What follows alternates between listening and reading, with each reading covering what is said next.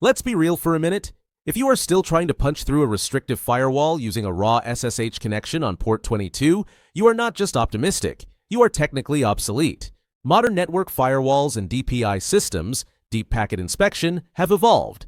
They don't just look at ports anymore. They look at traffic patterns. They look at packet timing. They look at entropy.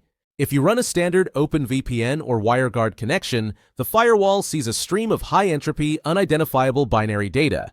It flags it as suspicious because it doesn't look like normal user behavior. So the game isn't about encryption anymore. Encryption is easy. The game is camouflage. We need our traffic to look exactly like a boring standard user watching YouTube.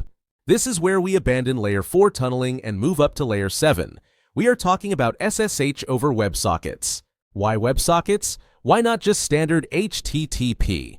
Because standard HTTP is request response. You ask for a page, the connection closes. Useless for a persistent terminal shell. WebSockets allow a persistent full duplex TCP connection to stay open inside an HTTP wrapper, and that is our Trojan horse. Here is the workflow. Your client sends a standard GET request but adds two critical headers, connection upgrade and upgrade WebSocket.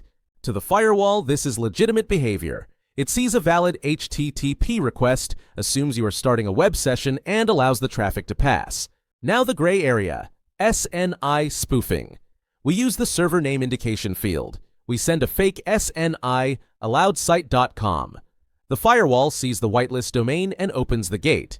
But the connection points to a CDN like Cloudflare. The CDN reads the encrypted host header and routes traffic to your actual private server. At your server, use a reverse proxy like Nginx on port 443.